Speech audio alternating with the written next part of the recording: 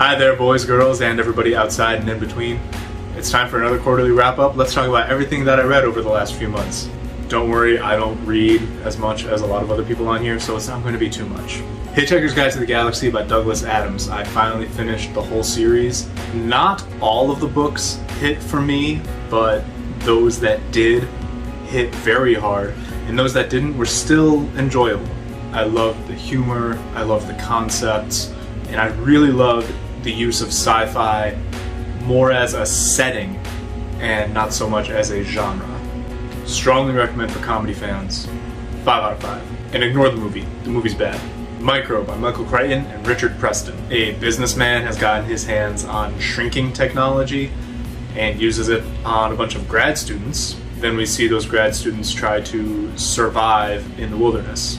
There were parts of this that I really enjoyed and other parts that I just didn't so much. It went wildly back and forth on whether or not it wanted to follow actual science or just make up stuff.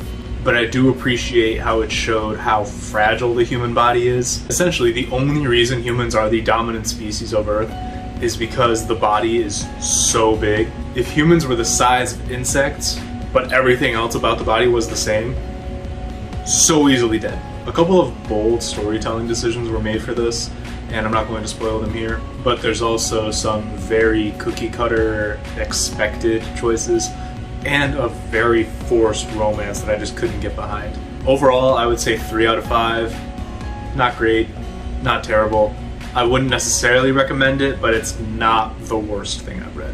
Just Like Someone Without Mental Illness, Only More So by Dr. Mark Vonnegut. This is a memoir of his life.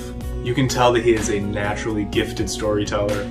It's entertaining throughout while still giving you a detailed recounting of his past. Some great quotes and a lot of inspiring things are said about mental illness. I don't feel comfortable giving a rating to somebody's life story, but I would recommend this to you if you are someone who wants to educate yourself, learn more, or know somebody else's struggles with mental health. The Shadow of the Gods by John Gwynne. This is an epic fantasy set in a Norse-inspired world with monsters and magic, and I do not think I have ever fallen in love with a character as fast as I fell in love with Orca in this. In this, you follow Orca, Elvar, and Varg. Each of them could have had their own books, and it is a treat that they are all in this one story. The world is so detailed and rich. Gwynne does a fantastic job transporting you to this story. This is book 1 of a series, and I am so excited to continue it. I can't wait. 4 out of 5. Strongly recommended if you are into Nordic stories or epic fantasy in general.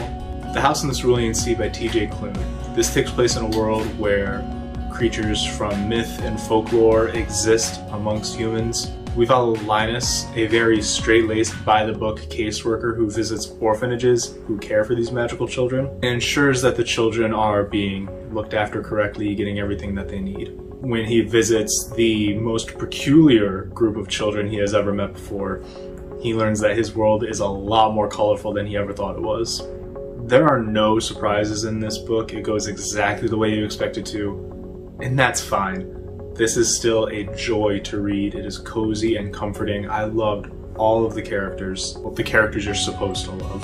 I would recommend this to someone looking for something uncomplicated. Just sit down, breeze through, and enjoy. 3 out of 5. On audiobook, I finished Words of Radiance by Brandon Sanderson. This is the second book in his Stormlight Archive series. It continues to escalate the overall epic scale and nature of this story. I enjoyed this so much. And it has what you've come to expect from Sanderson. Epic moments, fantastic, memorable characters. You learn a lot about the greater expanded universe of his stories, and also you learn that a lot of what you thought was wrong, so you have a lot of questions. I strongly recommend Stormlight to any level of fantasy fan, and Words in particular from me gets 5 out of 5. Take what I just said about Words and also apply it to Edge Dancer. This is the Arcanum Unbounded by Brandon Sanderson. It contains a lot of novellas and short stories from him, including Edge Dancer, which takes place between Words of Radiance and Oathbringer. Oathbringer is book 3 of the Stormlight Archive. It centers on Lift, who's introduced to us in Words. She gets her own story, and it is fun and funny, a lot of action, a lot of laughs. If you're a fan of the Stormlight Archive, strongly recommend. The Troop by Nick Cutter. A group of essentially Boy Scouts are going on their annual trip to a secluded island in Canada. While there, they get stumbled upon by somebody with an infection. And this infection makes you so mind-breakingly hungry. You'll eat whatever is around you. Rocks? Sure. Couch stuffing? You got it. Because the whole time that infection is just eating away at you. The fat on your body, and then the muscle and the bones, any connective tissue. Your body will change and literally reshape to suit its desires. You can tell how much the author is inspired by King. The writing style is very reminiscent of his. But closer to the end of the book, you can see that the author does have his own voice and his own style, and I appreciated that coming through. This is body horror done so well. It is graphic, it is gory, so be aware of that if you're thinking about reading it. In terms of horror, I think this is very well done, but I also don't think it excels in any particular fashion. Overall, 3 out of 5, I would recommend it if you're a horror fan and you don't mind the gross stuff. Scythed by Neil Shusterman. This takes place in a world where humans have essentially conquered death. Nobody gets sick, people heal from injuries incredibly quickly, and nobody just dies naturally. However, since the human population has not stopped growing, there is still a need for people to die. In this, we follow Citra and Rowan, 2 teens who are undergoing an apprenticeship to become Scythes. Scythes are the people who decide who dies. They have a very strict set of rules about it, so there's no bias, no malice, and it's meant to be as close as possible to when humans would die naturally. This is another one that's predictable, which isn't too surprising considering it's YA. I still really enjoyed it. I liked seeing our characters grow. I liked seeing them take on their own identities as potential sides. This is book 1 of a trilogy, and it made me want to continue reading that trilogy. 4 out of 5. Boy Meets Maria by Peo. In this, a high school boy develops a crush on a girl in his class, only he later learns that it's not a girl. They're not transitioning. They were born a boy, and they still identify as a boy, just enjoy dressing like a girl sometimes. But that boy's crush doesn't waver. He doesn't care. And I really appreciated that. I went into this with my guard up because I kind of knew what it was about, and that turned out to not be necessary. While I do like the story, I found it to be touching, I would still overall say 3 out of 5. It's not terribly well written, and it pulled out a couple of cliches that I'm really not a fan of. I would recommend this if you're looking to diversify the representation in your shelves and don't necessarily care if it's the best thing written. Children of Time by Adrian Tchaikovsky. In this, the Earth has died, and humanity has done its best to spread out among the cosmos, trying to find and terraform other habitable planets. To assist in this, they created a virus which will, in layman's terms, assist evolution. The plan was to find planets, terraform them, send primates down onto them, infect them with this virus so they would advance far more quickly than they naturally would, and then, through some communication, they would help make the planet a place for humans. And while that's happening, there are also Ark ships, which contain thousands of humans in hypersleep who are slowly traveling their way to these planets. However, that plan doesn't go super great. One planet is found to actually work within this whole scheme, and primates do not make their way onto it, but the virus does, and that virus finds spiders. In this, we follow Holston, who is essentially a historian. He's on one of these Ark ships, and we see him go in and out of hypersleep because this book spans thousands of years. And also, Portia. Portia is the name to each individual of a generational line of these spiders, and each one is more advanced than the previous. I love this book. The way that evolution is used in this is superb. It has humor and action, suspense, really touching, heartbreaking moments. Everything you could want in a story is in here. And a planet full of spiders, which I'm biased towards. And I devoured this book. I'm admittedly a slow reader. This is something that would normally take me at least a month to finish. I got this done in less than a week. Could not put it down. Absolutely, easily 5 out of 5. Strongly recommend it, especially for sci-fi fans, but I would recommend this to anybody. The Lost Apothecary by Sarah Penner. This is a prime example of you should never judge a book by its cover, because I love this cover. The story in this centers on a secret apothecary that would distribute poisons to women to help them remove dangerous, harmful men from their lives. That takes place in the 1790s.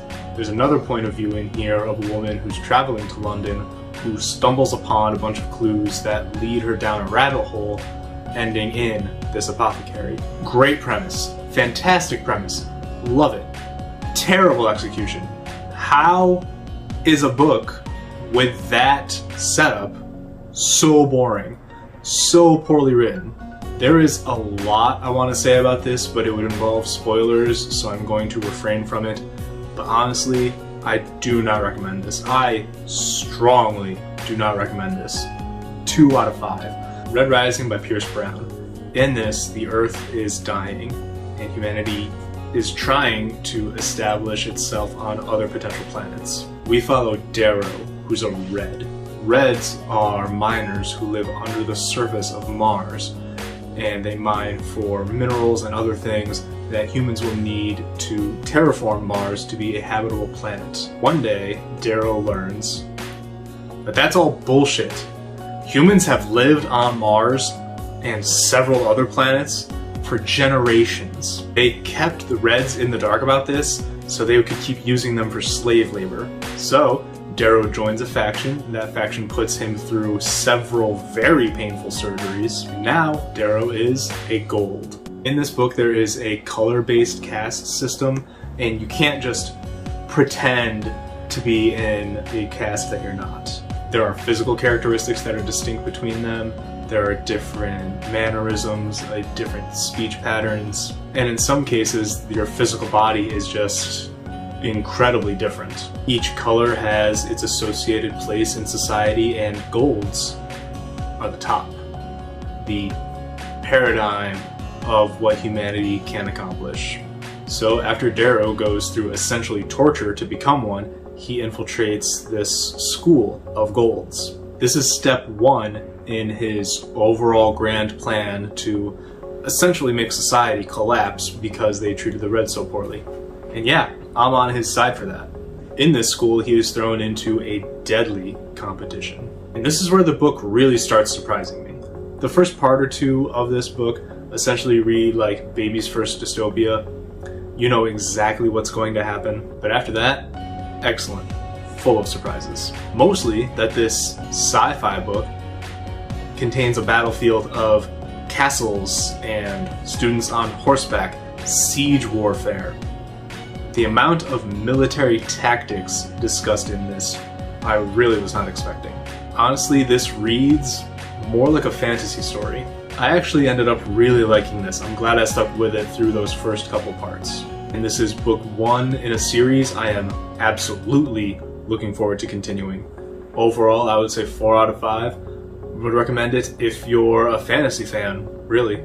This is a sci-fi written for people who like fantasy. And lastly, Fist of the North Star by Bjornsson and art by Tetsuo Hara.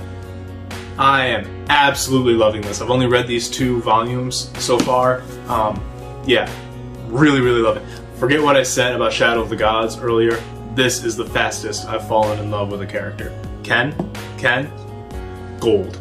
In a world that is essentially Mad Max, you follow Ken, who is on his journey to bring peace wherever possible. He does this by poking people in very strategic spots on their body, and then they die horribly. That's honestly why I love him so much. It's his sense of justice. He doesn't just go around killing. No. He looks after people who need looking after, and he eliminates people who hurt others. And sometimes he does it in just the most hilariously ironic way possible. The artwork in this is very gory and graphic, so be aware of that if you're thinking about picking it up. For me, this is another easy 5 out of 5. Strongly recommend if you like mangas with a lot of gore, a lot of action, and heavy on martial arts. Over this quarter, my favorite of what I read was Children of Time, and my least favorite was The Lost Apothecary. Thank you so much for watching. In the comments, let me know your favorite things you've read recently. If you enjoyed the video, leave a like, subscribe if you haven't already. I'll see you next time.